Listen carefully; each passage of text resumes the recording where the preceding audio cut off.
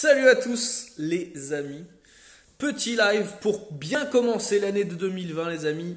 Et oui, ça fait longtemps qu'on n'a pas fait de live sur que ce soit le profil ou la page ou quoi que ce soit. Puis là, voilà, 2020, on s'est dit pourquoi pas avec PA, on avait un petit peu de temps ce soir pour vous faire un peu l'analyse de tout ça. On va vous faire un petit brief de la carte qu'il peut y avoir donc là aujourd'hui, demain, ce week-end, que ce soit dans de nombreux sports. Donc n'hésitez pas si vous avez des questions par rapport à des avis de match, etc. On essaiera d'y répondre, notamment que ce soit sur le tennis et le rugby. Mais on essaiera de faire en sorte que ça soit aussi sur du foot parce qu'il y en a et il y a un peu de biathlon aussi ce week-end. Donc ne pas hésiter aussi à poser des questions sur le biathlon. Si d'ici là, n'hésitez pas déjà, si vous voulez, à partager ce petit live pour qu'on soit nombreux. Plus on est nombreux, plus ça va être cool pour la discussion et tout.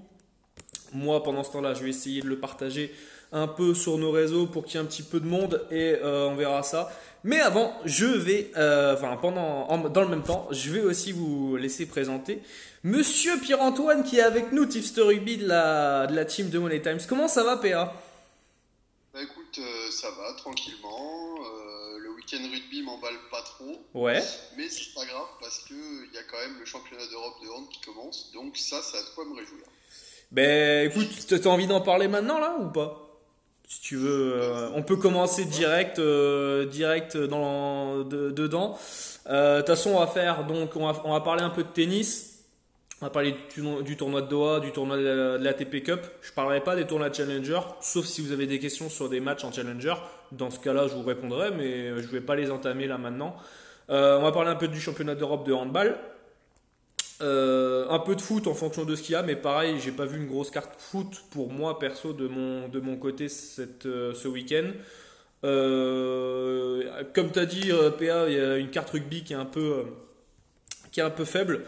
Donc on va voir.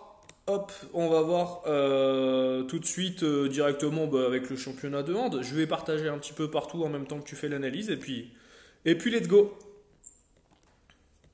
ouais, ça marche. Donc championnat d'Europe de hand va être, on va dire, répétition pour les JO. Ouais, Donc, 3 à 6 groupes. Alors au hand, c'est toujours un peu compliqué les phases de groupe, suivi des phases de poule, de qui va se qualifier, etc., etc. C'est toujours un peu compliqué. Il y a 2 phases de et ensuite on prend les 4 meilleurs pour faire des demi-finales et puis une finale. ouais, Parmi les favoris, on va retrouver un peu comme toutes les années précédentes. Alors là, plus de cotes pour en parler parce qu'il y a des matchs en cours. Mais on va retrouver le Danemark. Le ouais. Danemark qui va jouer une partie des matchs à domicile. Je ne sais plus les 3 pays, mais il y a Il le y a Danemark l'Autriche, le Danemark et la Suède, et la Suède. il me semble. Ouais, c'est ça. Euh, donc parmi ces, donc le Danemark qui va jouer quasiment à domicile, certes sur certains matchs. Ouais, On va retrouver bien sûr notre équipe de France qui était en deuxième position. Euh, Il y a les Suédois, bien sûr, ouais. qui vont eux aussi jouer une partie de leur match. Est-ce que composition des poules plus tard.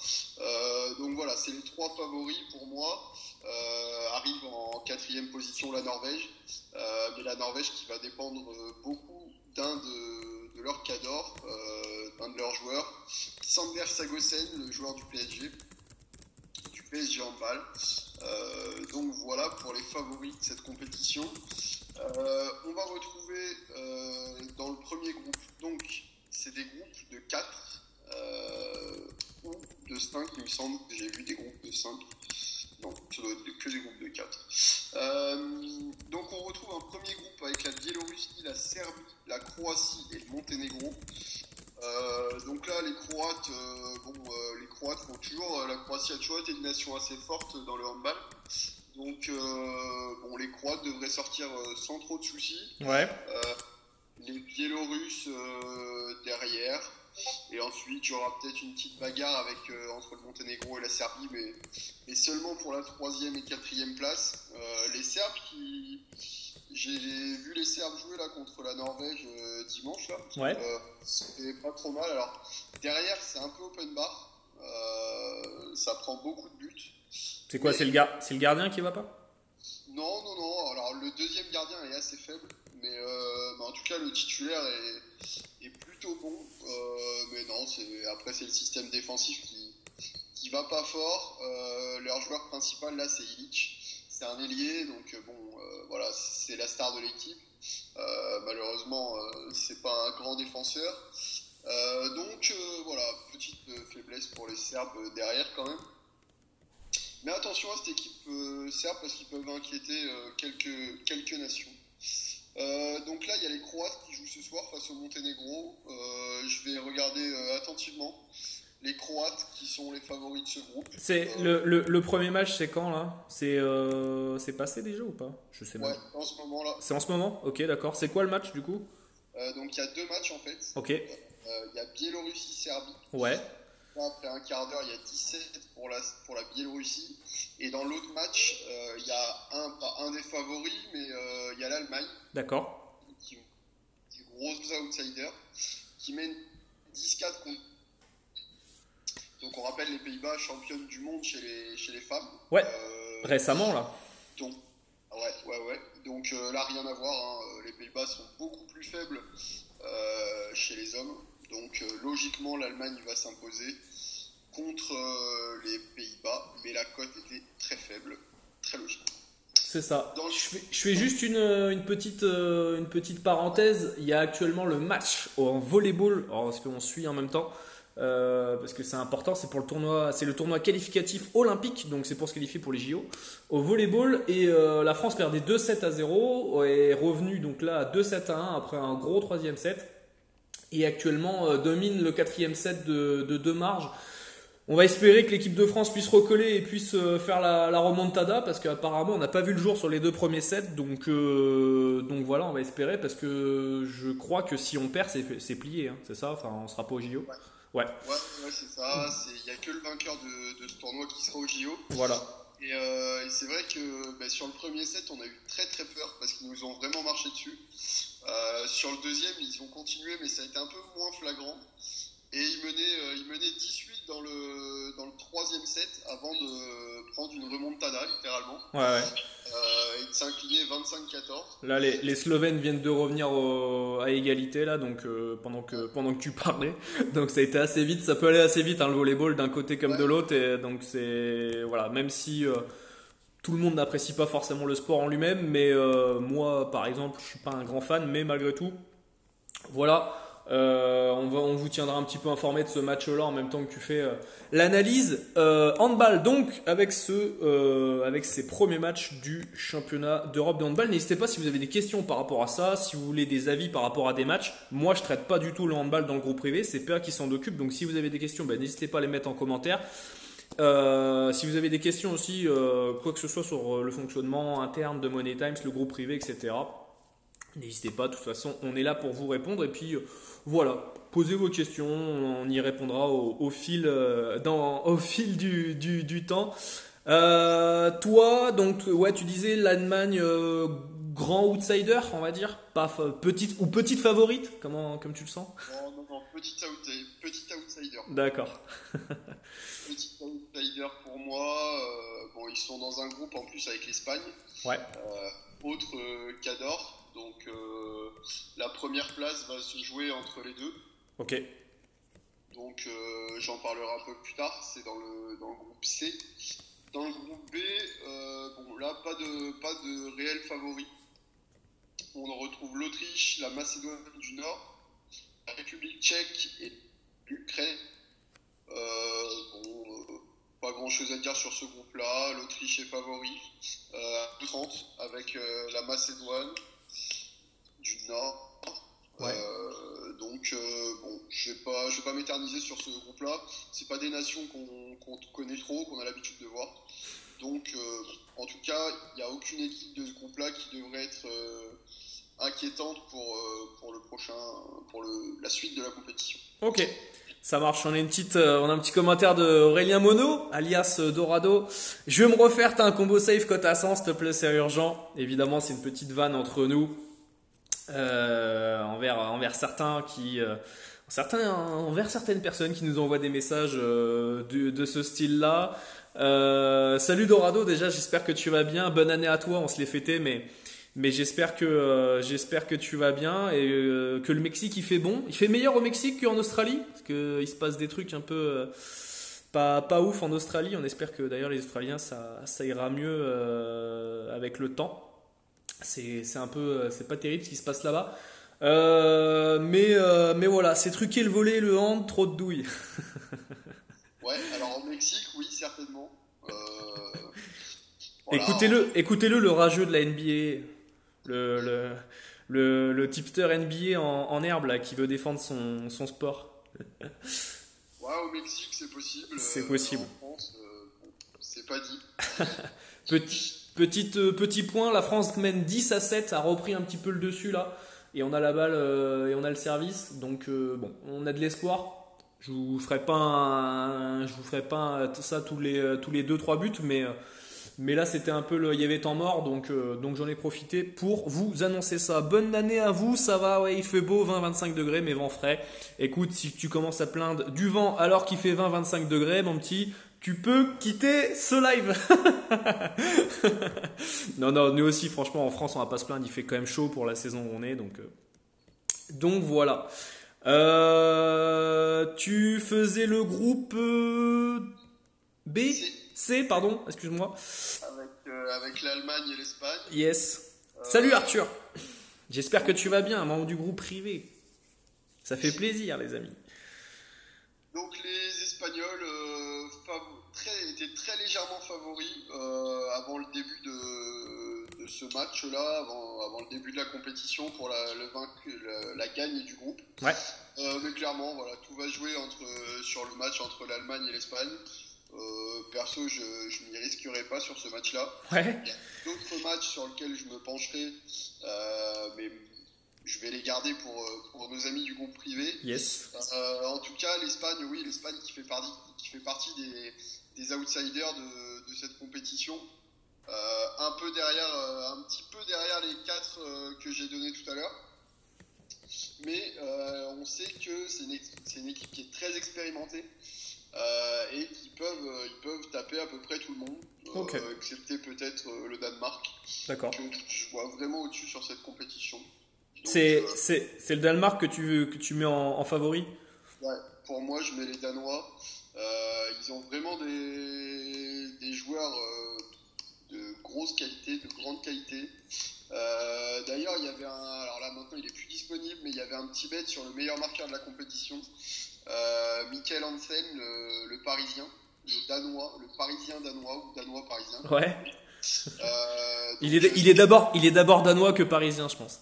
Ouais, je pense aussi. Et c'était une cote qui était assez intéressante autour de 3,50. Ok. Il faut savoir que sur les meilleurs marqueurs de compétition comme ça au hand, il y a quelque chose qui est très important à prendre en compte, c'est que c'est souvent quand même, très souvent même, un tireur de penalty qui finit en tête. Donc quelle que soit la nation, hein. Mais si vous voulez tenter un gros coup, privilégiez un tireur de penalty. Il y en a quand même pas mal. Je sais pas, si on faisait une moyenne, c'est peut-être 4-5 par match, Ok. voire un peu plus. Donc voilà, sur 7-8 matchs, ça fait quand même pas mal de buts à enquiller. En plus des buts dans le jeu, naturellement, bien sûr. Bien sûr. Donc voilà, petit tips, si vous voulez jouer les meilleurs marqueurs au hand, voilà, privilégiez les tireurs de penalty. Donc, Ok. voilà pour le groupe C, le groupe D, où se trouve la France. Oui. La France avec la Norvège, le Portugal et la Bosnie. Donc un groupe très intéressant parce que très relevé. La Norvège, j'en ai parlé tout à l'heure. Je l'ai mis dans mes favoris, même si pour moi ils sont un cran en dessous. Voilà, ça reste une équipe quand même intéressante avec des très bons joueurs, et notamment Sander Sagosen, qui est vraiment le pilier de cette équipe. Alors quand il n'est pas là, c'est un peu plus compliqué. Mais il est là, il n'est pas blessé, donc on sait que c'est un joueur qui se blesse assez facilement. Il a pas mal de problèmes de santé. Donc, grosse équipe, la Norvège. Le Portugal qui arrive fort aussi.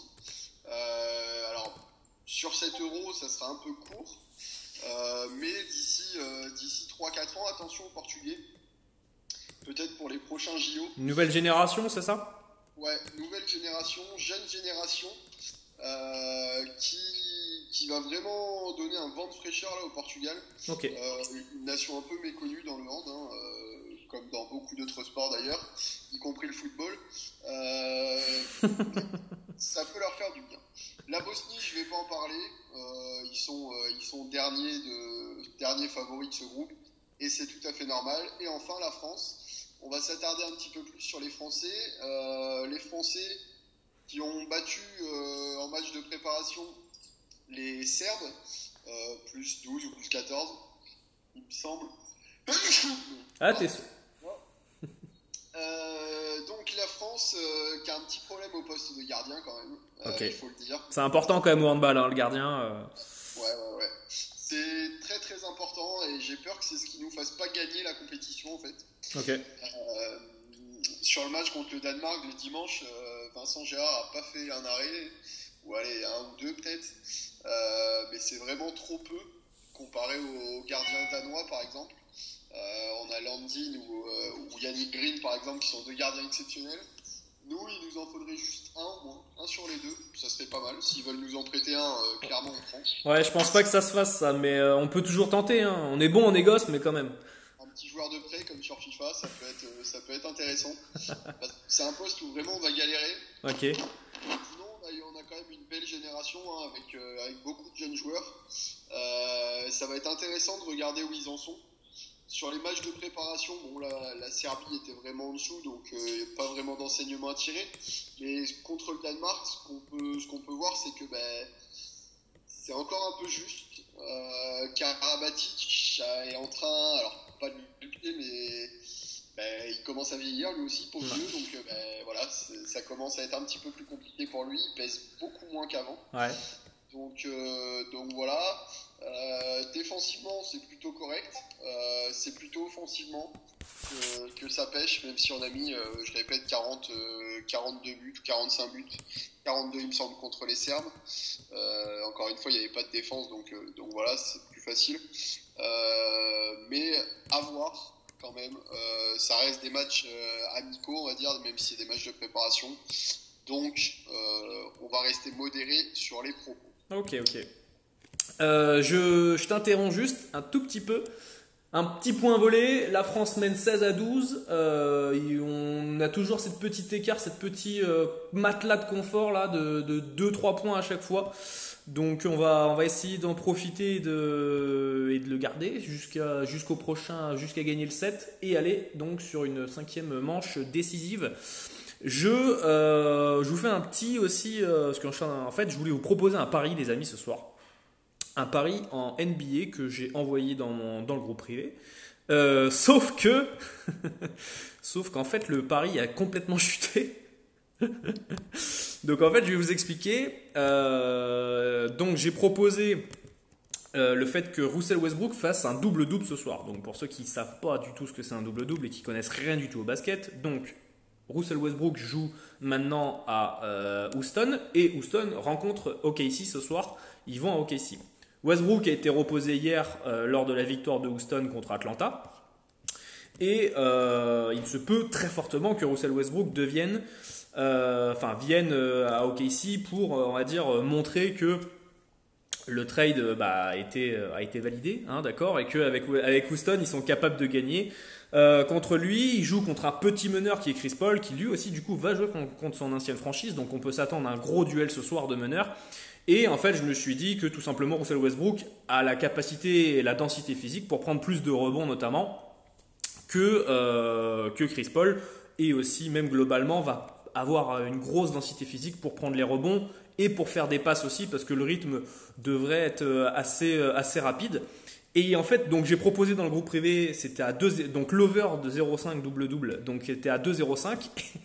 et il est maintenant à 1,55. Donc je suis désolé parce qu'en fait j'avais ça sous la main que je voulais vous proposer, mais du coup je peux pas du tout vous proposer parce que ça a drop de fou. Donc voilà, je suis désolé. Je sais pas si Aurélien t'es encore là, si t'es ok pour ça.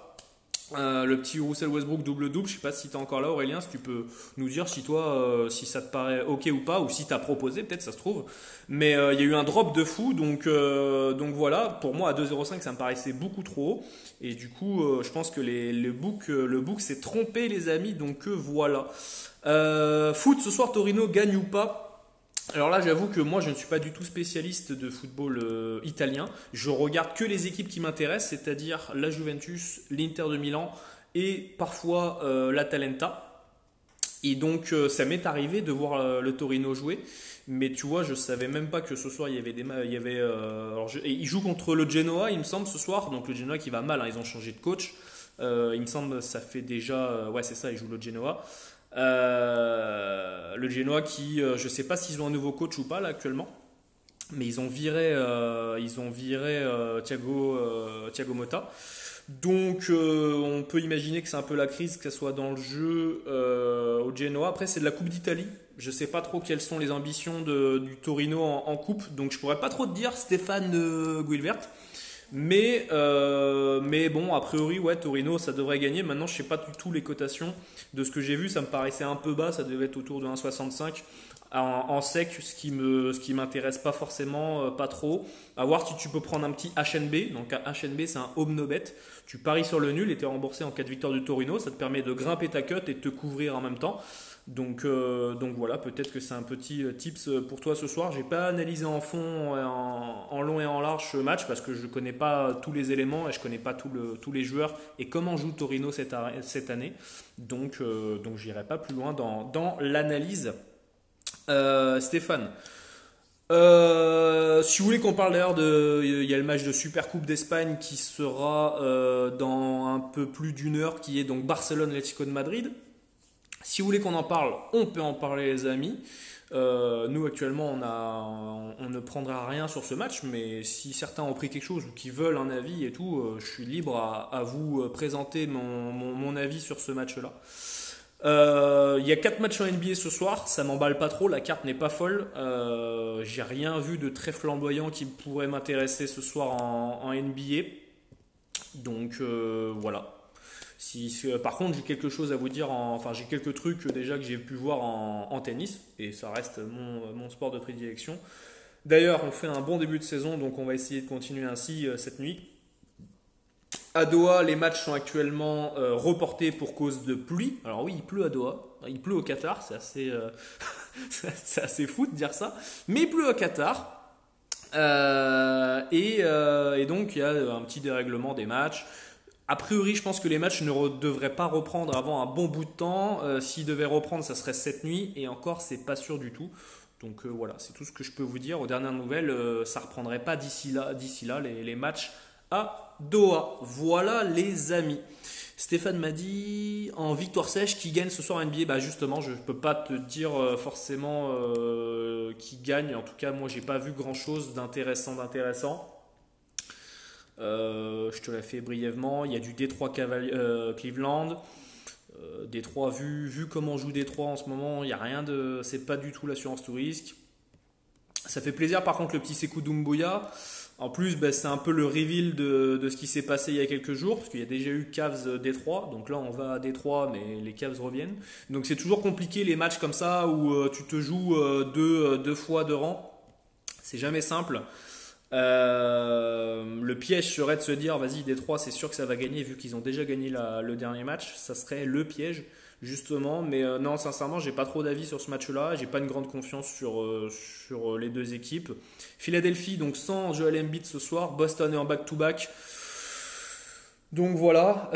Philadelphie qui offensivement ça va pas trop bien, je suis pas emballé parce que Boston a proposé hier en défense. Les Spurs étaient en feu malgré tout offensivement, avec des pourcentages qui étaient un peu trop au-dessus de leur moyenne habituelle.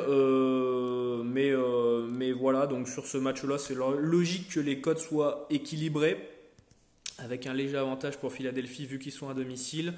Minnesota-Portland, il y a de l'absent du côté de Minnesota. Je ne sais pas si Towns revient ce soir. Je pense qu'il est encore questionnable.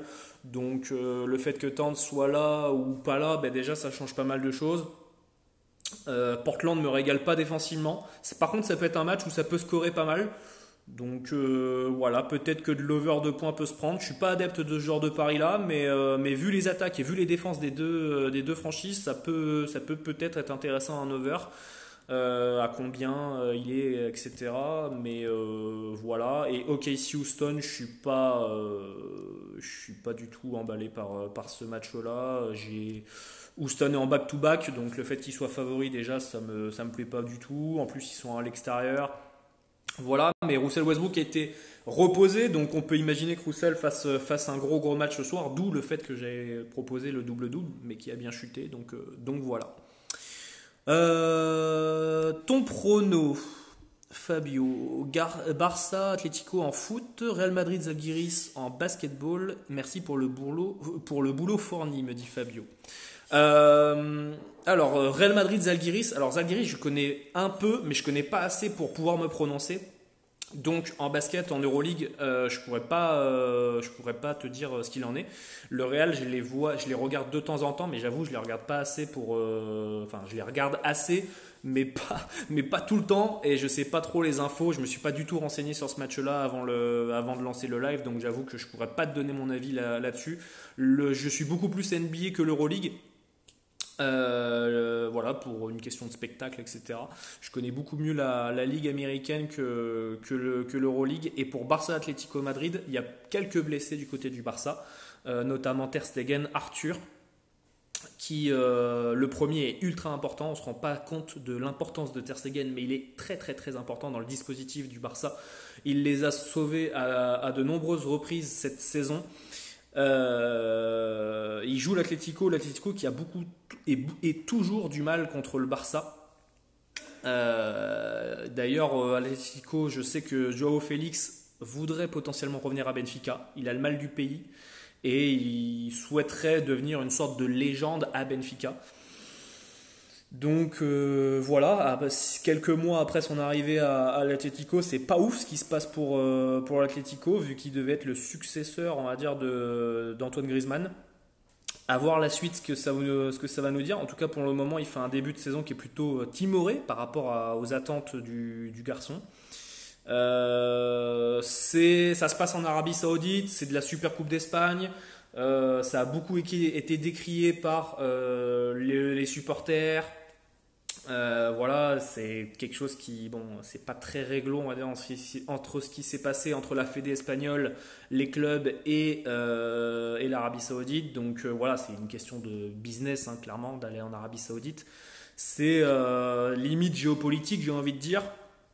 Donc voilà, mais en soi, je donnerais un léger avantage pour Barcelone, malgré les absences. Mais les absences font que je ne toucherai pas ce match justement et que pour moi je garderai mon argent sur ce match-là. Voilà, ça c'est mon avis. Maintenant, en plus le Barça est à 2. Un dronobet doit tourner autour de 1,40, 1,45, quelque chose dans le genre. Je vais essayer d'y aller rapidement. Mais voilà. PA, on va revenir sur le hand. Et puis n'hésitez pas à poser des questions. Globalement, on va faire toi. Donc, tu disais la Norvège, le Danemark, pardon, la Suède sont tes équipes favorites. Et la France. Et la France aussi. Alors que là, au volley, on est revenu à 2-7 partout quand même. Ok, j'ai pas du tout suivi. J'ai pas suivi, merci. ok, on est revenu, donc ça c'est cool. Ouais, on a fait une grosse fin de set. Donc c'est plutôt intéressant. Nickel, ça marche. On va avoir un petit tie-break sympa. Ouais, ça va être tendu la fin du set. Donc si vous voulez rester avec nous, on essaiera de vous commenter ça, les amis. Et puis on espère que la win sera avec nous, bordel. Et donc ouais, pour finir les deux derniers groupes de cette Coupe d'Europe de hand. Yes. Donc on a le Danemark qui arrive dans ce groupe E, accompagné de l'Islande, la Russie et la Hongrie. Okay. Le Danemark, favori de cette compétition, est largement favori de son groupe, et c'est bien normal. J'ai du 1,19 là sous les yeux. Bon, c'est ce que ça vaut. Je trouve ça même un poil haut, mais à 1,19. À recombiner, quoi. Voilà, à recombiner, c'est vraiment intéressant. Ok. Et donc, dernier groupe, Suède, Slovénie, Suisse et. On va. Ce groupe qui sont les Polonais, c'est plus du tout ce que c'était, les Polonais. Ok. Clairement, ça viendra pas jouer grand chose dans ce groupe, c'est bien coté. Les Suisses, pareil, c'est pas une grande nation. Hein. Maintenant, il y aura une petite guéguerre entre la Suède et la Slovénie. La Slovénie à 4-10, c'est un poil haut, mais en même temps, bon, la Suède devrait le faire. La Suède est sur une bonne génération au hand. Ouais. Donc bon, pourquoi pas tenter une petite pièce sur la Slovénie, qui fait souvent, pas toujours, mais souvent des bonnes compétitions européennes et mondiales. Voilà. Ok, d'accord, ça marche. Donc là, ouais, si tu devais... alors nous, on a déjà posé un PLT hein, sur cette compétition. Vous l'aurez un peu deviné. La Suède et le Danemark sont nos favoris, avec la France. Et du coup, je crois que c'est ça notre PLT, hein, il me semble, c'est Danemark. Danemark, il y a du France et de la Suède. On a fait quelque chose en sorte que ça soit remboursé, etc. Mais dans l'idée, c'est ça. Et Vincent nous dit, allez, soyons, et oui. Et d'ailleurs, j'ai une info à vous donner. Ça concerne le football, ça concerne la Coupe de France. Et donc l'Angoulême, la CFC, donc le club d'Angoulême, va jouer contre le Racing Club de Strasbourg en 16e de Coupe de France. Et le match devait potentiellement être délocalisé à Poitiers, mais il ne sera rien. Et nous allons jouer non pas au stade Le Bon, qui est donc le stade normalement où l'équipe de football joue, mais au stade de rugby d'Angoulême. Et donc on jouera à Chanzy, les amis. Donc la CFC va jouer à la maison. Faut savoir que Le Bon et Chanzy, les deux stades sont l'un à côté de l'autre. C'est-à-dire que tu traverses, enfin tu fais 10 mètres, tu passes d'un stade à l'autre. Donc voilà, donc on joue à la maison ce 16e de finale contre le Racing et croyez-nous, ça nous fait extrêmement plaisir parce qu'on y sera, bien évidemment. On sera derrière notre ville, derrière notre équipe et pourquoi pas rêver de l'exploit. Voilà. Surtout quand on a vu le match contre Reims mardi soir en Coupe de la Ligue. donc voilà, on verra si Strasbourg fait tourner, peut-être qu'on a une chance, peut-être. D'ailleurs, petite analyse, toi, PA, tu t'y crois ou pas, toi, contre Strasbourg là? Bien sûr. Vu qu'on va jouer à la maison. C'est la coupe de tous les possibles. Voilà, c'est ça. Donc oui, bien sûr qu'on y croit. Ça va être compliqué parce que autant souvent sur le 16e, sur le 32e qui se déroule juste après les fêtes, etc. On est habitué à avoir pas mal de surprises. Ouais. Autant bon là, voilà, les clubs ont bien repris, etc. Donc ils vont jouer le coup à fond. Mais bon, on y croit quand même. Alors c'est bien que ça soit à Chanzy parce que il va y avoir plus de monde.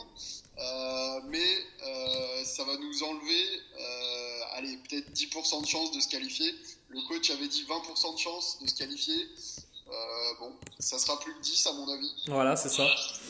Mais bon, on y croit quand même. C'est Strasbourg, c'est pas le PSG, donc voilà. C'est ça. Est-ce qu'on a des cotes pour le match? Oui, on est coté à 12. Ok. Ah oui, quand même. On est coté à 12, Strasbourg à 1,25. Ok, on verra. Il y aura sûrement peut-être de l'handicap positif qui va partir sur ce match, parce que voilà. Mais mais on verra. De toute façon, enfin le groupe privé, eux ils verront. Salut Mathieu. Pour ce soir contre l'USAP. Alors ça va être du rugby. Et oui, le SA15, la Pro D2, ça joue ce soir. Et le SA15 accueille donc l'USAP Perpignan. Leader? Ils sont leaders ou pas, Perpignan de Pro D2? Non, ils sont pas leaders. Enfin, ils sont dans les. C'est une grosse équipe, hein, une équipe qui vient de descendre de Top 14. Écoute, je te laisse faire ton analyse. Ils sont ex-aequo avec Grenoble, Ouais. en tête du classement, accompagné d'Oyonnax, 3e, et derrière Colomiers, Biarritz et Soyo Angoulême. Alors, déjà, premier point important sur ce match, il pleut. Il pleut. Et oui. Il pleut à Chanzy, donc ça va être un match. Alors, d'habitude, entre Angoulême et Perpignan, on a des matchs assez ouverts. Là, dans le coup, c'est pas dit. Ouais. C'est pas dit.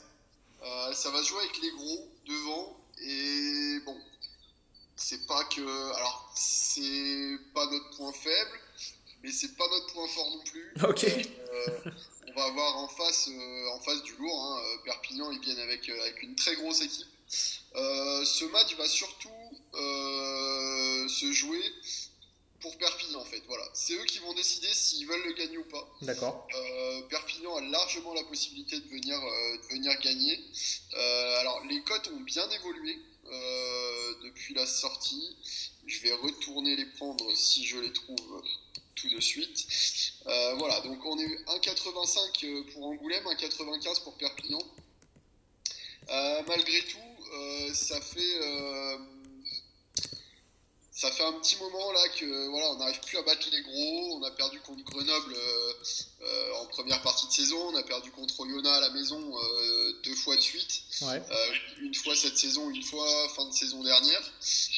On a du mal contre les très gros. Et ça, c'est pas très bon.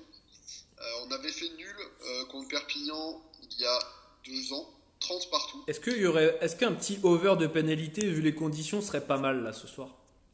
Il faut aller chercher ça. Allez, j'y vais pour toi si tu veux. Allez, je vais essayer d'aller chercher ça.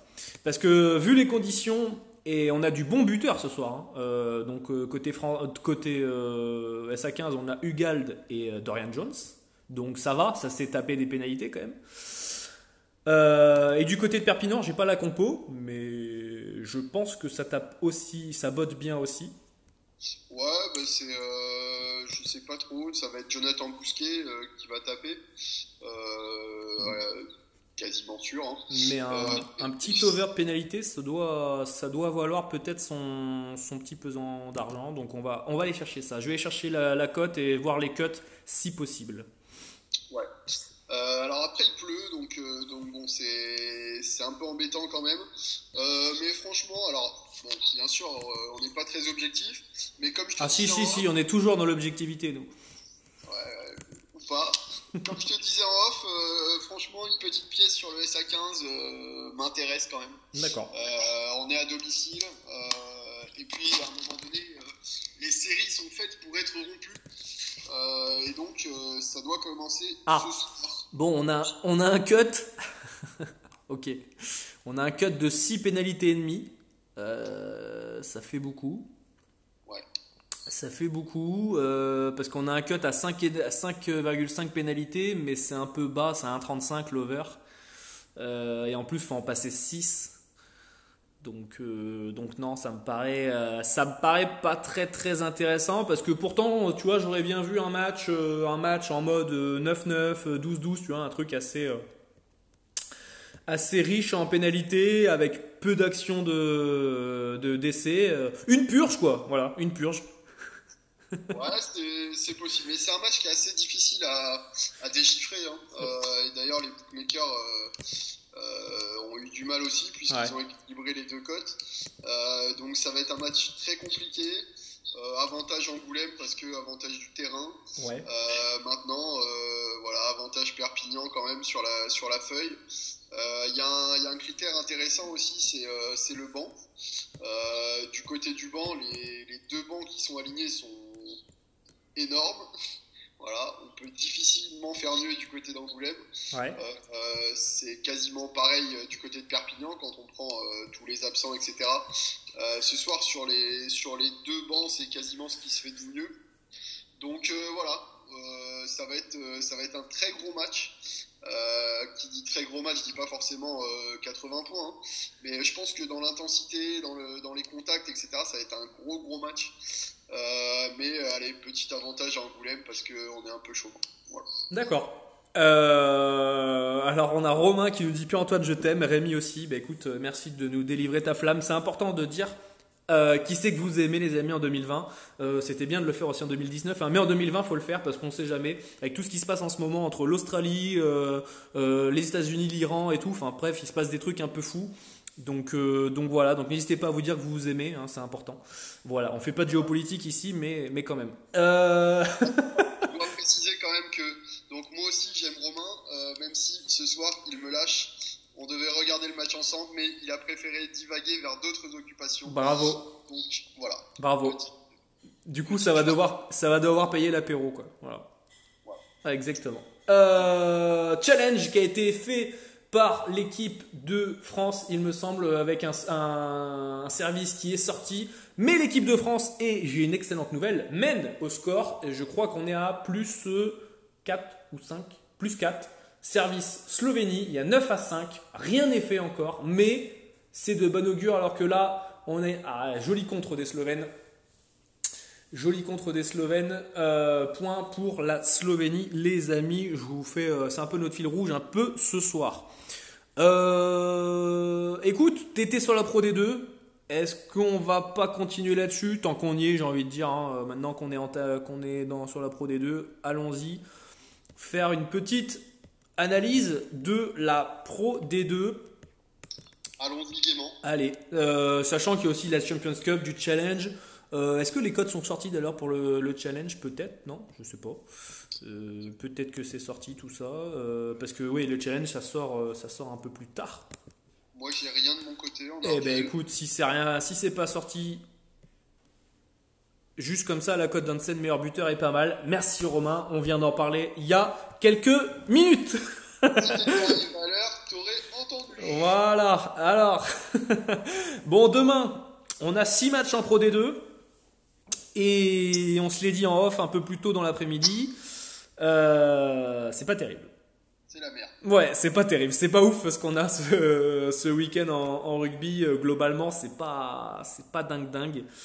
D'ailleurs, la plupart des tips de rugby qui sont sur la toile, il n'y a pas grand-chose qui sort. Donc voilà. En plus, les conditions météo, bon, sont pas non plus très très avantageuses pour le coup. Écoute, je te laisse commencer avec un, je sais pas, choisis. Tu peux partir à Béziers, à Montauban, à Rouen, Aurillac, voilà. D'accord, mais je vais commencer par le seul club que t'as pas cité, c'est-à-dire Oyonnax. Voilà, merci. Où le temps devrait pas être terrible non plus, hein. On connaît un peu. Ouais, ça neige souvent là-bas, ouais. Ouais. Bon, en attendant, ils reçoivent quand même Provence Rugby demain soir, qui se déplace avec une équipe pas mal, mais pas terrible. Donc, Ouais, mais la cote est voilà. basse. Voilà. Bah, est-ce que ça serait pas recombiné avec le 1,19 de tout à l'heure là? Si, par exemple. Par exemple, voilà, pour ceux les amateurs de combinés de sensations pas très fortes. Oyonnax, et du coup, c'était quoi l'autre? Oyonnax et la win du groupe du Danemark. Voilà. 1,19. Voilà. Ah, je sais pas si ça va être combinable ça. Ah, peut-être pas. Je sais pas. Si, peut-être.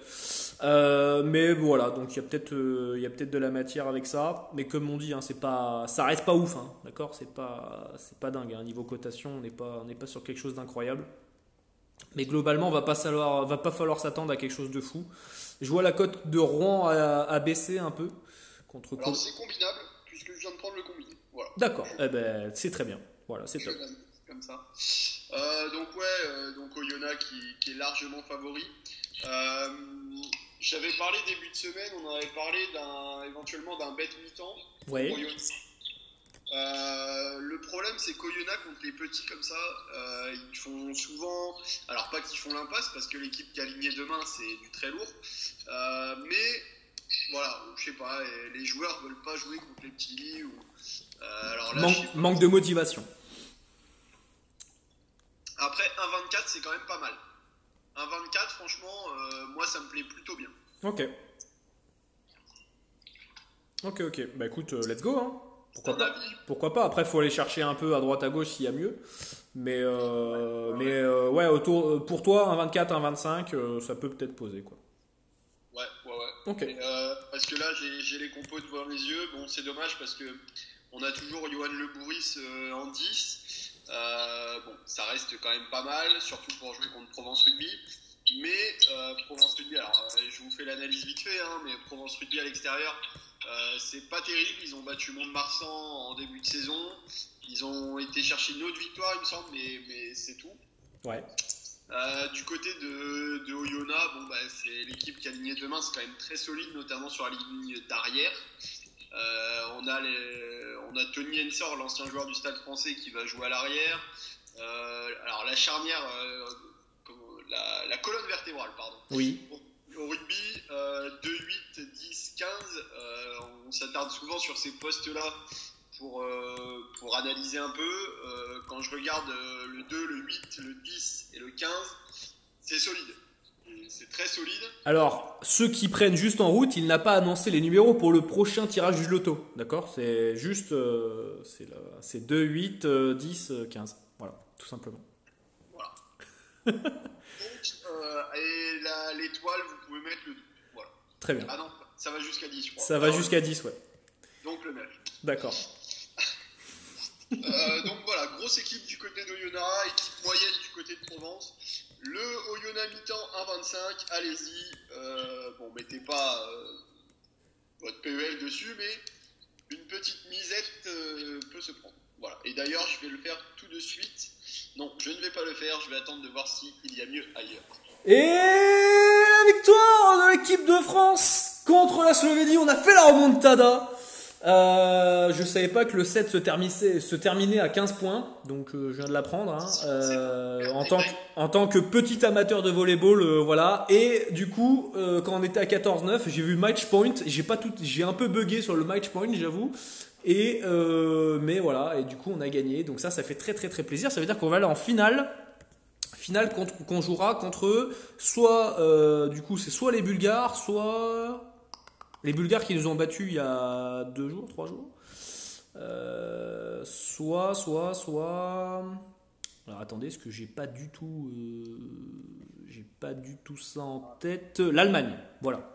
Donc on jouera soit les Bulgares, soit l'Allemagne, et le match est dans moins d'une heure. Et dans un petit peu moins d'une heure. Donc ça veut dire que dans, allez, grosso modo, 2 heures, on connaîtra l'équipe contre laquelle on va essayer de battre pour aller au JO de Tokyo. Voilà les amis. Donc ça c'est quand même cool parce qu'on a fait une belle remontada pour le coup. Supporters du PSG se reconnaîtront dans ce match. Alors, sache une chose, je ne reprendrai pas ce live tant que tu n'auras pas fait tomber à culpa par rapport à notre équipe de France de volley. Voilà. Alors oui, c'est vrai que j'avais dit en privé, d'accord, j'ai dit à PA que moi l'équipe de France de volley ne m'inspirait pas et que on était pas terrible quoi. Et quand il y a eu 2-0, j'ai envoyé un message à PA et j'ai dit t'as vu, on est nul quoi. Et il m'a dit tu verras et voilà. Bon, bref. Merci. Ouais, non, mais il faut dire quand on a raison, quand on a tort et tout, mais je ne m'attendais pas à une telle remontada et de la vivre en live avec vous les amis, ça nous fait extrêmement plaisir cette petite remontada au volley et on espère que l'équipe de volley ira loin, peut-être même jusqu'au sacre à Tokyo, mais bon d'ici là, il y a quelques mois qui vont passer. On retourne à cette Frédéric François, la France a win au volley. Et oui, magnifique, on a vécu ça ensemble, mon petit Fredo. Ça nous fait extrêmement plaisir. N'hésite pas à poser tes questions. En Pro D2, on revient sur la Pro D2. Donc tu nous as dit un petit Oyonnax mi-temps, 1,24, ce qui vaut une petite croquette. Alors allez-y, petite croquette sur Oyonnax mi-temps. Est-ce qu'un autre match est-ce qu'un autre match t'intéresse pour demain soir? Alors, il y a un petit Biarritz-Carcassonne qui va être intéressant. Alors, à recombiner. Éventuellement, là par contre, vous pouvez peut-être combiner Oyonnax mi-temps et Biarritz. Ouais. Biarritz donc qui joue contre Carcassonne. Mais attention parce que Carcassonne c'est quand même une équipe qui est assez irrégulière. Ils sont capables de battre, alors pas n'importe qui, mais beaucoup de monde dans ce championnat. Malgré tout, le banc est assez faible. Enfin, assez faible. C'est dur de dire ça parce que les joueurs, c'est quand même des bons joueurs. Mais Bon, Biarritz à la maison, c'est quand même voilà, c'est très très solide quand même. ouais, voilà. Et Alors après, à 1,16 comme ça, c'est vrai, c'est pas terrible, quoi. Voilà. Ok. À voir s'il y a mieux ailleurs. Il y a peut-être Il y a du mieux 1,18, ailleurs. il y a du 1,18 sur Bwin, mais c'est guère intéressant. Après, ouais, vous avez du 1,18 sur Bwin. Après, peut-être le mi-temps, non? Peut-être Non, non. non, même pas. Ok. Même Ok, pas. ok. Et puis ensuite, je vais passer assez rapidement parce que c'est pas des matchs qui m'inspirent. À la limite, peut-être qu'au lieu de mettre Biarritz, vous pouvez mettre Montauban sec. Ça sera peut-être plus safe. La cote est un petit chouïa plus bas. Ouais. Mais à recombiner, voilà. Bon, je pense que ils devraient faire le job quand même, nos amis montalbanais. Jérôme Bosviel est aligné en 15. Petite dédicace à notre ami Joris, même s'il n'est certainement pas avec nous. Voilà. Ok. Je pense que le vrai combiné, finalement, c'est peut-être Oyonnax mi-temps plus Monto. D'accord. Ok. Bah écoutez les amis, si n'hésitez pas à nous dire répétez si on n'a pas compris le bet, n'hésitez pas. Hein, mais si vous avez tous compris, alors let's go. On y va. Et du coup pour le reste de la carte Pro D2, rien ne te chauffe du coup? Non, une petite, pareil, une piécette sur banc. Mais la cote a bien baissé là, donc ça m'intéresse plus. Ouais, on avait du 2,10 là en fin d'après-midi, on a du 2,05 maintenant sur Bwin, donc voilà. Bon, à la limite, à 2,05, ça vaut une piécette, mais pas en dessous de 2. Ouais, voilà. Ouais. Ok, d'accord, ça marche. Et puis voilà, ça sera tout pour moi. Ça marche. Si vous avez des questions, les amis, n'hésitez pas. Est-ce que tu veux qu'on parle un peu de Champions Cup? Est-ce que tu as repéré des matchs qui te paraissent sympas? Bah, on va faire un petit tour vite fait. Ouais, Mais non, je vous le dis de base, j'ai pas vu grand chose. d'accord. Donc voilà, mais je vais quand même faire un petit tour parce que on est bientôt à la fin là. Ouais, c'est le cinquième match là des groupes là, c'est ça? Ouais, c'est Ouais. ça, cinquième match sur 6. Donc voilà, ça commence vraiment à se dessiner, les qualifiés, les non qualifiés. Donc on va faire un petit tour vite fait. On va commencer par le groupe du Leinster avec Lyon dans ce groupe. Ouais. Donc Leinster, Northampton, Lyon et Trévise. Le Leinster qui est déjà qualifié, quasiment, il faudrait qu'ils prennent un point contre Lyon à domicile et il leur faut un point sur les deux matchs, donc ça va clairement Ouais, le faire. ça va le faire, ouais. Donc bon, pas grand chose à dire sur ce groupe-là. Le Leinster est à 1-0-1 contre Lyon et derrière Northampton qui joue à domicile contre Trévise est à 1-0-3. Donc là aussi c'est très faible. Peut-être que le Northampton mi-temps à 1-14 est recombinable aussi. Et puis voilà pour ce groupe. Ok. Je ne vais pas m'attarder trop dessus pour pas trop durer. Le groupe 2 avec La Rochelle qui va jouer face à Sale. Donc là, c'est les deux derniers du groupe qui vont s'affronter. La Rochelle et Sale sont quasiment déjà éliminés. En tout cas, ils ne peuvent plus espérer la première place qui est occupée par Exeter. Il faudrait essayer de terminer dans les meilleurs deuxièmes, ce qui va être très compliqué. Parce qu'aujourd'hui, il faudrait... alors, pour expliquer quand même, donc il y a 5 groupes, les premiers des 5 groupes sont qualifiés, plus les 3 meilleurs deuxièmes. Voilà. Ok. Et aujourd'hui, le 3e meilleur deuxième a 9 points. Pour vous donner un petit ordre d'idée, La Rochelle et Sale sont à 6 points. Voilà. Donc 3 points de retard quand même, c'est pas négligeable. C'est ça. À 2 journées de la fin, donc voilà. Ça serait très compliqué pour les deux équipes. Et puis on a le choc entre Glasgow et Exeter. Glasgow à 2,70, Exeter à 1,50. Exeter logiquement favori qui a vraiment marché sur ce groupe. Mais attention, pas facile d'aller jouer à Glasgow. Ils n'ont pas forcément besoin en plus d'aller s'imposer à Glasgow. Ils ont 10 points d'avance sur Glasgow. Donc c'est pas un match sans enjeu, loin de là. Il pleut hein, d'ailleurs. Ouais, en plus il va pleuvoir sur Glasgow. Donc, bon, c'est pas un match qui m'intéresse trop. Peut-être un petit over de pénalité par contre sur ce match-là, pour le coup. Ouais, s'il pleut fort, oui. C'est le genre d'équipe qui, bah, apparemment, là, ça flotte, quoi. Ça flotte bien, quoi. C'est-à-dire qu'à partir de demain, alors demain encore, ça devrait être plutôt. Demain en fin de soirée, ça part et après, ça pleut vraiment fort toute la semaine, quoi. Toute la semaine à Glasgow, voilà. Donc, bon, c'est l'Écosse en même temps. On s'attend pas à avoir un temps de fou, mais là, non, il va pleuvoir samedi après-midi, pardon. Contre eux, Exeter. Donc peut-être qu'un over de pénalité à regarder, hein, les amis, pour ceux qui passent sur le rugby, évidemment, les conditions météo, bah, ça impacte forcément le jeu.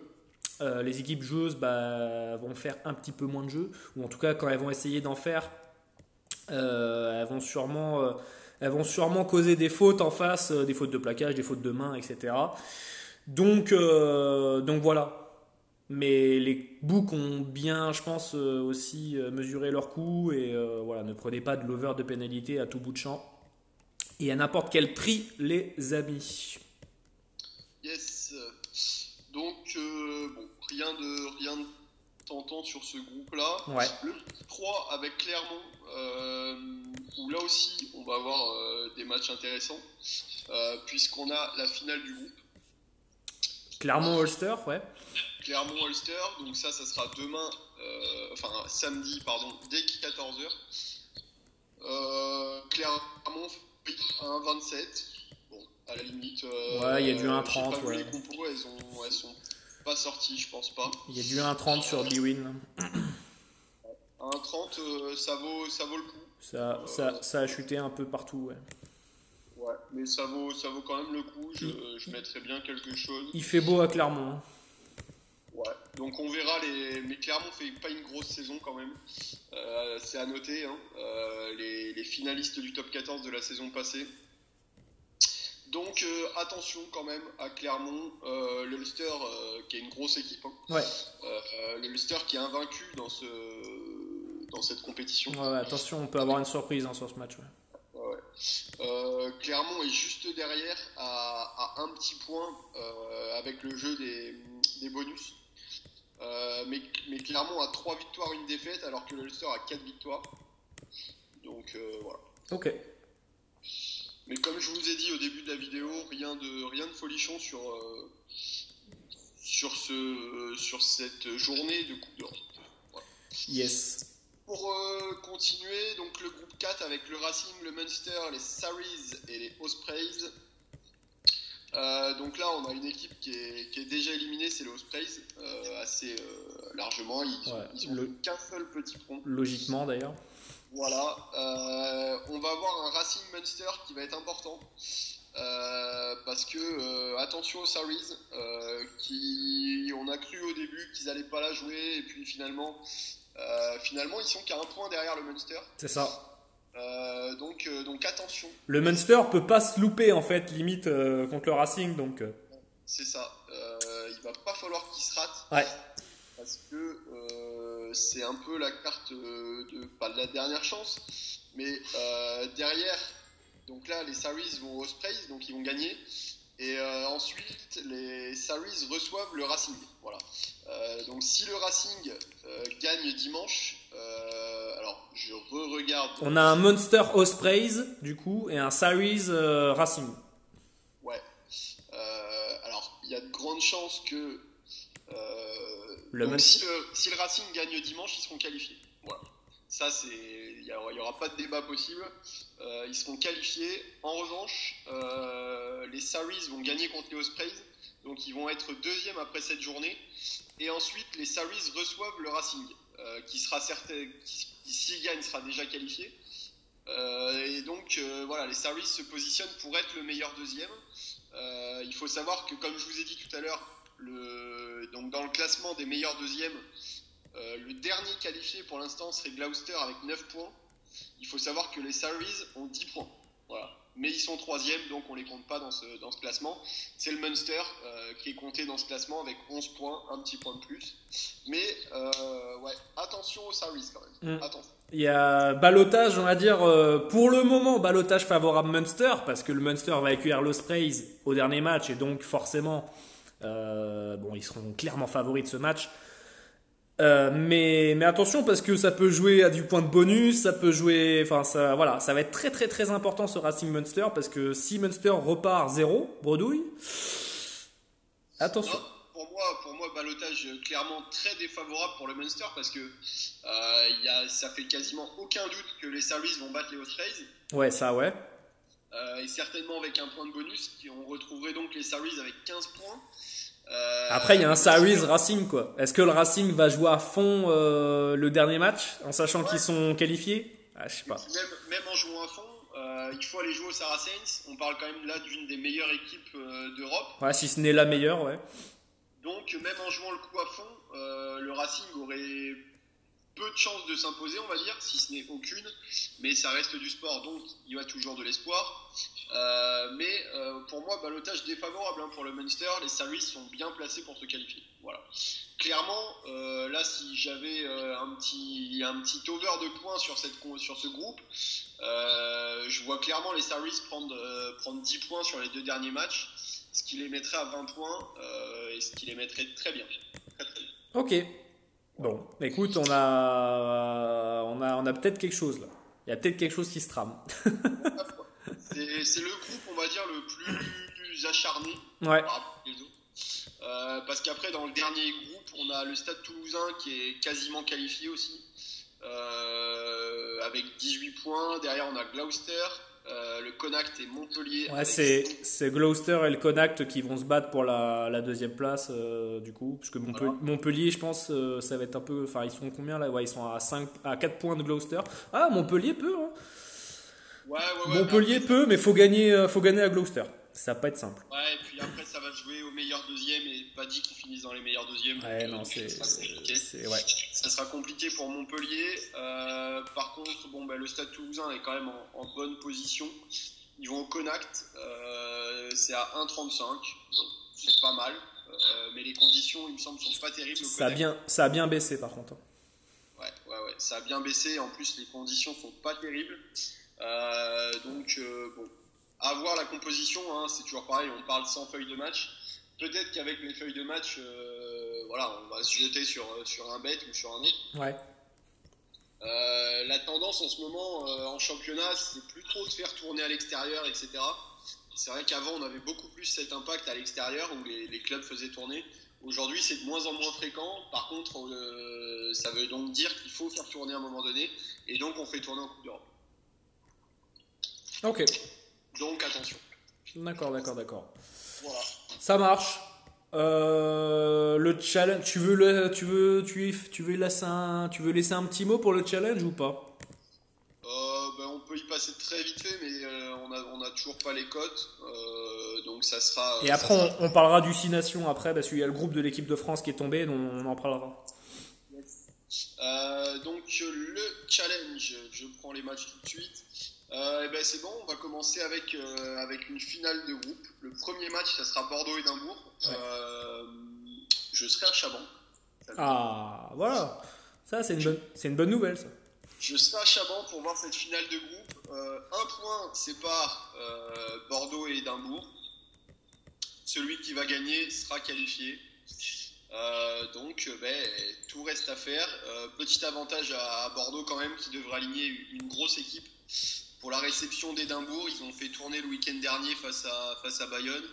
Je pense que voilà, l'objectif est clair, c'est de passer les poules. Donc, avantage UBB, à voir à combien va sortir la cote. Bon, on verra ça, mais ça peut être intéressant. Ok. On va reprendre dans l'ordre des poules. Alors là, ça va être complicado. Donc, le groupe 1, on a les Dragons. Les Gallois qui sont dans le groupe de Castres, de Worcester et de Yenisei, les Russes qui ont pris que des tôles. Voilà. Sauf contre Castres en fait. Ouais. Mais ils se sont inclinés quand même.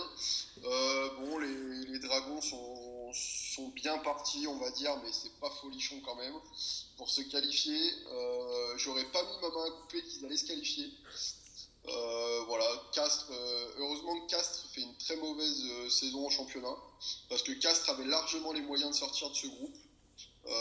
Worcester est un cran en dessous cette saison. Donc, bon, à voir, mais en tout cas, c'est pas un groupe qui m'intéresse. De toute façon, dès qu'il y a Castres, dès que j'entends Castres, moi j'ai envie de zapper. Donc rien d'intéressant sur ce groupe. Par contre, on a le groupe 2 avec Toulon, les Scarlets, les London Irish et Bayonne. Et donc on a un Scarlets-Toulon qui va être très intéressant. Pareil, finale de groupe là. Les Toulonnais qui se déplacent aux Scarlets. Bon, pas malheur aux vaincus. Parce que les Scarlets avec 14 points sont en bonne position pour finir dans les meilleurs deuxièmes. Donc on verra ça. Mais bon, les Toulonnais, voilà, ça fait, je sais pas la série là. Si je me trompe pas, je pense que ça fait 7 matchs sans défaite. Je crois, ouais. Déjà, ils sont invaincus déjà en challenge, déjà avec 4 victoires en 4 matchs. Ouais. Déjà, et après en championnat, bah ouais, ils ont gagné. Oui, si, c'est ça. En championnat, donc ouais, avec le challenge, ça fait beaucoup plus. Ça fait 1, 2, 3, 4, 5, 6, 7, 8, 9, 10 matchs sans défaite pour les Toulonnais. C'est quand même assez exceptionnel. Alors attends, j'y vais. Bah oui, parce qu'ils ont fait nul à Toulouse, donc ils n'ont pas perdu. Voilà. Ils ont fait nul contre Montpellier. Leur dernière défaite, c'était contre le Stade Français. Ça remonte au mois de octobre, le 13 octobre. D'accord. Face au Stade Français. Donc ça fait 10 matchs sans défaite pour le RCT qui a vraiment changé de visage là depuis un petit moment. Voilà, ça y est, ils ont enfin trouvé le rythme depuis le retour des internationaux. Ouais, puis ils ont pas trop de blessés aussi. Ils n'ont pas trop de blessés et donc ça impacte forcément l'équipe de France puisque voilà, il y aura quand même 8 Toulonnais présents dans l'équipe de France parmi le stage de préparation, donc c'est quand même pas mal. Avantage Toulon sur ce match, quoi, au Scarlet là. Ouais, alors il y a des cotes autour de 2 qui sont sorties pour Toulon en début de semaine. J'ai pas pris. Je vais clairement attendre de voir ce que ça va donner en termes de composition d'équipe. Yes. Même si je pense que les deux équipes types vont être alignées. Attention, parce que Toulon pourrait faire l'impasse. Hein. Et se focaliser sur le dernier match. Je vais voir le calendrier contre qui ils jouent. Le dernier match, les Toulonnais, ils joueront contre Bayonne à domicile, à Mayol. Donc, bon, c'est risqué. Donc, je pense qu'ils le feront pas. Mais voilà, possibilité d'impasse. D'accord. En tout cas, ça sera un super match. Et donc ça, c'est le 11. Donc ça doit être samedi à 21h. Je pense que ça va être diffusé sur France 4. Ouais, ou Bein doit diffuser aussi. Ouais. Ouais. Donc si vous voulez regarder un beau match, regardez ça. Donc ça, c'est pour le groupe 2. Le groupe 3, c'est Bordeaux, Édimbourg, Wasps et Agen. Bon, on en a parlé brièvement en ouverture. Les Wasps ont quasiment plus aucune chance de se qualifier. C'est samedi. Attends, c'est samedi le match. C'est samedi le match de Toulon. Oui, samedi. Il pleuvra. Ouais. C'est à Cardiff, hein. Oui. Ouais, donc il pleuvra. Ok. Bon, à voir. Donc ouais, Bordeaux et Édimbourg qui vont se tirer la bourre jusqu'au bout. Les Wasps et Agen sont quasiment éliminés. Enfin, Agen, c'est sûr, ça y est, c'est éliminé. Il reste une toute petite chance pour les Wasps, mais clairement, je pense pas que ça le fasse. Donc voilà pour ce groupe 3. Groupe 4, on retrouve Bristol, Brive, les Zèbres et le Stade Français. Le Stade Français qui est quasiment éliminé aussi. Ça sera compliqué de finir dans les meilleurs deuxièmes. Ouais, de toute façon, c'est pas leur objectif, il me semble. Non, loin de là. Priorité au maintien du côté du Stade Français. On a Bristol 10 points devant Brive dans cette poule. Bristol qui fait un sans faute, 4 sur 4. Bon, c'est très solide. Ouais, ils sont tombés dans une petite poule. Ouais, parce que le niveau de jeu est pas vraiment rassurant du côté de Bristol. J'ai eu l'occasion de les voir l'autre jour contre les Wasps où ils se sont inclinés chez eux et clairement c'était pas terrible. Donc Ils à sont, voir ils sont favoris en plus. Ils sont favoris du challenge, il me semble, chez les books. Ah non, c'est un peu. Ouais. Ah ouais, Ils étaient favoris, mais apparemment, ils ont réajusté. ouais, ça s'est bien rééquilibré. Ok. Donc perso, à 4 j'y vais pas. Ouais, ouais. Mais bon. Voilà pour ce groupe-là. Et enfin, le dernier groupe avec Leicester, Cardiff, la section paloise et Calvisano. Donc Calvisano, 1 point est déjà éliminé. On va avoir une bataille, je pense, pour la deuxième place entre Pau et Cardiff. Aujourd'hui, c'est Cardiff qui est devant avec 3 points d'avance. Et donc Leicester devrait terminer en tête, 18 points pour Leicester. Bon, voilà, il y a vraiment une belle équipe à Leicester. Ils ont du mal en championnat, alors c'est assez contradictoire, hein. Mais bon, c'est comme ça. Il y a des années comme ça où ça sourit pas. Ils sont avant-derniers en premiership. Ouais. Et encore, ils ne sont pas derniers car voilà, les Sarries ont pris 35 points de pénalité. Mais Ils sont derniers théoriquement, on va dire. voilà, ils seraient derniers. Donc voilà pour ce petit point Challenge Club. Ça marche. Donc ouais, pour ce week-end, pas grand-chose à se mettre sous la dent. En tout cas, pour l'instant, il n'y a pas de cote, donc on peut rien vous donner. Peut-être un Toulon, mais bon, voilà, il pleut à Cardiff, donc on verra d'ici là. Mais ouais, grosso modo, de toute façon, je pense que les cotes vont être un peu hachées. Je pense que Bristol, par exemple, contre Brive, je pense que ça va être un 0-1 Bristol. Il y a quoi encore? Castres, Dragon. Bon, peut-être que Castres, ça va pas être élevé aussi. Je pense que si ça dépasse 1-10, ça sera déjà un miracle. Donc, Les Dragons sont premiers, donc si quand même ça va dépasser. peut-être, ouais. Après, il y a Pau qui va à Calvisano, ça c'est pareil, ça va être très bas. Donc, voilà. Pas grand-chose à part prendre du gros handicap négatif. Mais c'est toujours un peu risqué, et, surtout avec les conditions météo. Voilà. La prudence, on va être un peu sur la prudence un peu ce week-end, et surtout si vous voulez vous y aventurer, n'hésitez pas à aller consulter les compositions d'équipe, donc que ça soit sur les Twitter, etc. ou le temps, surtout la météo, parce que la météo va faire en sorte que ça va influencer bien évidemment le style de jeu des équipes. Voilà. Écoute, pour le rugby, je crois qu'on a fait le tour pour ce week-end. Écoute, est-ce qu'on parle un peu de tennis? Allez. On parle un peu de tennis. Normalement, les matchs n'ont toujours pas repris à Doha. Non. Et je pense que de toute façon, comme je l'ai dit en préambule de ce live, ils ne devraient pas reprendre. D'ailleurs, je vois déjà qu'il y a peut-être, alors j'ai pas pu voir, hein, mais il y a sûrement de la reprogrammation qui a été faite pour demain matin. C'est possible, donc voilà. Par contre, il y en a un qui lui est bien content, c'est Kekmanovic, parce que lui, il va avoir du temps de repos par rapport à tous les autres. Donc lui, croyez-moi que lui, il est content. Et Fucsovic est bien content parce que lui aussi va pouvoir aller en Australie plus tôt que les autres. Donc ça, prenez-le en compte dans vos futures analyses. Mais clairement, Kekmanovic va avoir un avantage en termes de forme et de récupération, et Fucsovic va pouvoir s'acclimater mieux au climat australien, parce que Doha et l'Australie, c'est pas tout à fait les mêmes climats. Puis en plus, bon, il y a le décalage horaire, etc. Bref. Tout ça pour dire, donc Herbert contre Roublev, j'ai pas grand chose à dire là-dessus. Roublev est bien trop bas à mon goût.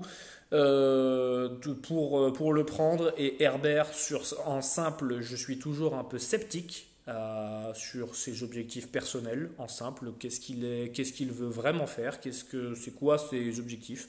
J'ai beaucoup de doutes sur le fait qu'il puisse un jour gagner un tournoi, même un petit tournoi, un 250 en simple. Voilà, il m'a l'air un peu léger, que ce soit physiquement, même techniquement. Donc pour faire des coups de temps en temps, il est capable. Maintenant, sur la durée, j'ai beaucoup plus de mal. Donc je pense qu'Herbert peut accrocher un set contre Roublev, qui je l'ai vu contre mince. Je vais pas l'avoir son nom, le Kazakh. Kukushkin. Merci, Kukushkin. J'avais un trou là, tous les noms me venaient sauf celui-là, sauf le bon. Donc ouais, je l'ai vu, je l'ai pas trouvé méga rassurant malgré sa belle victoire. Il fait partie des favoris pour la gagne de ce tournoi à Doha, assez logiquement et assez normalement. Voilà, je m'attends à un match peut-être un peu plus serré qu'à l'accoutumée.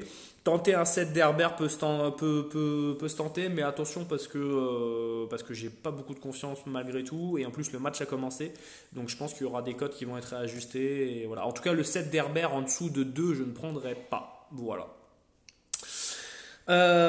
Moutet contre Verdasco, Moutet c'est bien Moutet. Sa femme l'avait quitté il y a moins d'un mois. On s'attendait à des complications dans le jeu de Moutet du coup, mais il en est rien et du coup il fait une bonne partie, un bon premier tournoi pour commencer 2020 en ayant battu Raonic. Alors Raonic on sait, gros problème physique, des gros pépins physiques. Il n'arrive jamais à trouver de rythme. Il fait des matchs, après il s'arrête. Voilà, c'est très compliqué. Raonic, n'ayez pas confiance en Raonic. Et c'est très compliqué de bet contre Raonic parce que malgré tout, le mec, même blessé, même si parfois il fait nonchalant, etc., il est quand même capable de gagner. Donc voilà, c'est très compliqué quand il y a Raonic dans un tournoi parce qu'on ne sait jamais sur quel pied danser, notamment pour les PLT. Voilà. Donc Moutet a quand même fait une belle victoire. Malgré tout, Raonic a loupé le coche dans le deuxième set où normalement ça aurait pas dû aller en tie-break. Moutet a fait un dé-break blanc pour aller accrocher le tie-break et derrière psychologiquement on l'a senti un peu moins bien. Moutet a clairement joué la carte à fond, il l'a joué à fond les marrons. Il a bien compris comment Raonic fallait le battre et comment fallait le jouer et il a très bien réussi son coup, donc bien joué à lui. Avec son nouveau coach et ancien ex et nouveau du coup coach, il est très très bien en ce moment, il est en bonne forme, donc on va espérer que ça continue pour lui ainsi. Petite info aussi juste tennistique, il y a Thomas Muster qui cet après-midi on a appris qu'il allait intégrer l'équipe de Dominic Thiem pour la saison 2020. Donc Thomas Muster c'est celui qui a gagné Roland Garros en 95, c'est un Autrichien, donc voilà. Et Pauline Parmentier prendra sa retraite en fin de saison, donc attendez-vous à voir du jubilé et attendez-vous à avoir au moins dans l'année une perf de Pauline Parmentier. Voilà, clairement, il va falloir, pour ceux qui parient la WTA, les retraités, toujours, généralement en fin de la dernière saison, on essaye toujours de faire au moins une perf. Alors, il faut juste savoir quel match, hein, mais voilà, l'idée c'est ça. Autre info aussi, Medvedev est assuré d'être numéro 4 mondial avant l'Open d'Australie, donc ça veut dire qu'il n'aura pas les Federer, Djoko et Rafa en demi-finale, enfin avant les demi-finales, donc ça c'est plutôt bien pour notre ami Daniil Medvedev. Pour l'Open d'Australie, je continue toujours à donner des infos, hein, mais Pauline Parmentier, Coco Van de Weg et Maria Sharapova ont eu une wildcard. Et Hugo Gaston aussi une wildcard. Il y a aussi Marc Polmans. Bref, toutes ces informations sont retrouvées sur le Discord. Donc si vous voulez les amis, n'hésitez pas, vous venez en privé, vous venez de me demander. Le Discord, même vous pouvez le trouver je pense en allant regarder un peu à droite à gauche sur mon profil. Voilà, j'ai fait le tour au niveau des infos. Mais du coup, Moutet qui rencontre un autre gaucher, Fernando Verdasco, le papy qui fait de la résistance par rapport à ce que j'ai pu voir sur ce début de tournoi à Doha, qui joue vraiment bien. Alors Fernando Verdasco, faut le savoir, hein, ça apprend d'où à laisser. Hein. C'est-à-dire que le mec peut avoir une période, il peut être intouchable. Et puis des fois dans un match, il a des moments de déconcentration, il va te faire des doubles fautes, il va arroser, etc. Il va faire pas mal de fautes directes. Donc voilà, c'est apprendre à la laisser, il y a à boire et à manger. Mais voilà, Fernando Verdasco, pour moi l'expérience, au vu des conditions et du jeu que peut proposer Moutet, je pense que Verdasco a un avantage. Et d'ailleurs les books le mettent favori assez logiquement. Ça a bien chuté, moi je l'ai pris. 1,69, ça a bien chuté. Maintenant, il me semble que vous pouvez retrouver du 1,60, un truc dans le genre. Je vais essayer d'aller regarder ça. Mais globalement, il me semble que c'est ça. Sauf si ça a bien chuté là dernièrement. Alors attendez, j'y vais. Si je peux l'avoir. Évidemment, c'est demain. Hop. Et nous avons du Verdasco à 1,61. Ok, c'est un petit peu re-up. Peut-être d'ailleurs, non, peut-être pas, je sais pas. Bref, enfin moi c'était 1,69 donc ça a bien down, donc je vous conseillerais pas forcément de prendre. Mais voilà, pour moi, avantage Verdasco sur ce match, plus à l'aise sur sa mise en jeu, plus de sécurité. L'expérience aussi sur ce genre de match peut en donner. Le manque d'expérience de Moutet peut faire qu'à un moment donné il se crispe. Fernando Velasco donnera pas autant de cadeaux qu'a pu donner Raonic au dernier match. Et pour moi, je pense que Moutet a été beaucoup favorisé par le fait que Raonic n'a pas de rythme, revient de blessure une énième fois. Donc voilà, je mettrai un avantage Verdasco, mais la cote a chuté, donc je suis moins fan. Stan The Man, Stan Wawrinka qui joue contre Aljaz Bedene. Je suis un peu surpris. Je suis un peu surpris des cotations. Pourquoi? Parce que Aljaz Bedene sur dur, c'est pas si mal que ça. C'est pas si mal que ça. Et Stan m'a pas rassuré 100% contre Jérémy Chardy. Il a fallu un Jérémy Chardy qui arrose un peu à droite à gauche pour que Stan s'en sorte. Il m'a pas rassuré, même physiquement parlant. Je le trouve pas dingue. Et c'est surtout là où le bas blesse, parce que Wawrinka, techniquement, c'est au point. Mais physiquement, c'est compliqué. D'ailleurs, c'est pour ça que sur les grands chelems, il est jamais gage de sécurité. Donc voilà. Donc un Aljaz Bedene 7 à 1,9, 1,90. Je trouve ça pas mal. Je trouve que ça vaut une pièce. Je m'attendais à plus quand c'est sorti. Donc c'est pour ça que je suis un peu déçu. Je m'attendais à du 1,95 à 2. Mais Aljaz Bedene a beaucoup soigné son service, sert beaucoup mieux depuis quelques mois. Et il est tout à fait capable d'embêter Stan Wawrinka. En plus, les conditions météo vont faire que peut-être que Stan va pas être au mieux de sa forme 100%. Après, bon, là, les joueurs vont avoir énormément de repos. Donc du coup, ça va là-dessus, les joueurs vont être frais. Mais voilà, je partirais. Si j'avais un truc à poser, je partirais plus sur un BDN 7 à 1,90 plutôt qu'un Stan en sec à 1,39. Donc voilà. L'ATP Cup. Bautista Agut contre Steve Darcis. Bon, j'ai pas grand chose à dire pour moi. Bautista Agut sur tous les secteurs de jeu, il est meilleur. Donc voilà, victoire logique, qui a bien chuté d'ailleurs. Rafael Nadal contre David Goffin. J'ai pas les historiques là sous les yeux, mais il me semble que Rafa doit avoir un gros historique favorable par rapport à Goffin. Donc d'ailleurs, qui ne l'a pas d'ailleurs. Ouais, Goffin, je l'ai pas trouvé sans sas sur ce tournoi, je l'ai pas trouvé dingue. Donc bon, il faut s'attendre à une victoire de Nadal, mais à ce prix-là, à 1,09, clairement, je mets rien du tout. Voilà, après qu'est-ce qu'on a? Alors la WTA, pour ceux qui me connaissent, je la touche pas. Donc voilà les amis. Et après, si vous voulez parler des challengers, ça sera en privé parce que sinon on n'a pas fini. Parce qu'il y a pas mal de matchs en challenger. Donc voilà, après il y a quoi? Il y a du Djokovic contre Shapovalov. C'est compliqué, Djokovic à 1,15. Compliqué à se lancer là-dedans. En plus, voilà, c'est pas très valu. Shapovalov, on sait que sur un coup d'éclair, il est capable d'éliminer n'importe qui sur le circuit. J'adore Shapovalov, j'adore son jeu, il est explosif, c'est un mec qui donne de l'énergie sur le court, qui est hyper intéressant. C'est pareil, il y a un peu à boire et à manger, mais quand il est en feu, waouh, il est exceptionnel ce joueur. Son set est à 2,88, je l'aurais pris s'il était à 3.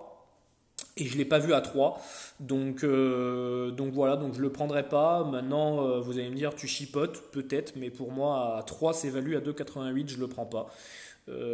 Ça vaut pas le coup. Et en plus, voilà, Djoko me paraît, sur ce tournoi, me paraît un peu presque intouchable. Donc c'est de bonne augure d'ailleurs pour l'Open d'Australie. Parce qu'on a exactement les mêmes conditions que pour l'Open d'Australie.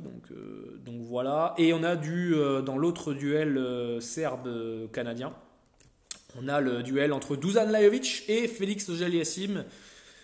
Match équilibré, plus qu'il en a l'air. Félix est légèrement favori sur ce match. On va dire que c'est un peu logique au vu de l'historique de Lajovic sur dur. Mais vu l'irrégularité de Félix Auger-Aliassime sur sa mise en jeu, clairement, je ne mettrai pas un seul euro là-dessus. D'ailleurs, la cote de Félix a monté et c'est pas pour rien, c'est parce que je pense qu'il y a des gens qui se sont qui se sont positionnés sur Lajovic.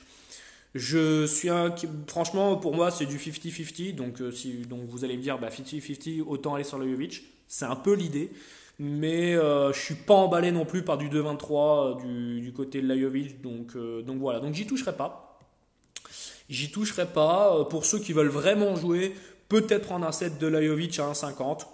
Voilà, peut-être. Mais pareil, ça m'emballe pas plus que ça. C'est pas la sécurité sociale. Pour du 1,50, j'ai bien mieux. Donc voilà, les amis, ce que je peux dire sur cette petite carte tennistique. En sachant que donc la Russie s'est qualifiée. La Russie s'est qualifiée et on a l'Australie s'est qualifiée. Alors je sais pas si vous avez vu, mais donc ça s'est joué au double et ça s'est joué au tie-break décisif et Jamie Murray, le frère de Andy Murray, s'est complètement craqué sur la balle de match et du coup ce qui derrière psychologiquement a impacté forcément le double britannique et du coup il a quasiment offert, on va dire, plus ou moins le double à l'Australie. Donc c'était une balle de match et même de qualification pour son pays. Je pense qu'il doit mal dormir actuellement, Jamie Murray. Donc voilà. Bon courage pour toi parce que je pense que psychologiquement la volée là, elle va te laisser encore quelques temps dans ta tête. Je pense. Voilà les amis concernant le tennis. En tout cas de ce qui est prévu là dans les prochains jours. Si vous avez des questions, n'hésitez pas. Du coup, je voulais vous proposer le bet en NBA, mais ça a tellement chuté que je peux pas vous proposer ça. Et j'ai pas grand chose à vous proposer de plus. De toute façon, on vous a donné pas mal de bets, etc. avec PA. Voilà. L'émission sera du coup disponible, que ça soit donc sur mon profil, ça sera aussi disponible sur la page donc Corner 7. Et ça sera disponible sur la chaîne YouTube Les Amis. PA, est-ce que tu as quelque chose à dire avant de partir? Est-ce que tu veux parler? Est-ce que tu as trouvé un petit truc là pendant que je parlais? Est-ce que tu as trouvé un petit quelque chose? Non, pas grand-chose. Il y a quand même eu les premiers résultats des 2 matchs de hand qui sont tombés. Ouais. Ça y est, c'est fini. Donc les Biélorusses ont battu les Serbes 35-30. Petite surprise? Non. Ok. Non, pas de surprise. Voilà, hein, comme je l'ai dit tout à l'heure, la défense serbe, c'est un peu du gruyère. Ils prennent encore 35 points contre les Biélorusses. Ouais, c'est compliqué. Ouais. C'est quand même beaucoup. Et puis les Allemands ont battu les Hollandais plus 11, 34-23. D'accord. Avec notamment une grosse deuxième mi-temps de la part des Allemands qui ont un peu augmenté le rythme, et surtout les Pays-Bas qui pouvaient pas tenir sur la durée. Il y avait que plus 2 à la mi-temps. D'accord. Voilà. Petite info pêle-mêle. Du coup, on n'a pas parlé du 15 de France de rugby, mais on en reparlera une prochaine fois, les amis. On a le temps d'en parler, de toute façon, du groupe du 15 de France. Si vous voulez des questions par rapport au tournoi de destination, n'hésitez pas d'ailleurs à nous voir en message privé, enfin, notamment PA, parce que moi, je n'ai pas forcément mon mot à dire, mais PA aura son mot à dire. Mais pêle-mêle, Johannesburg du coup ne fera pas ne sera pas là du coup. Donc là je parle de biathlon, hein, d'accord, je recontextualise.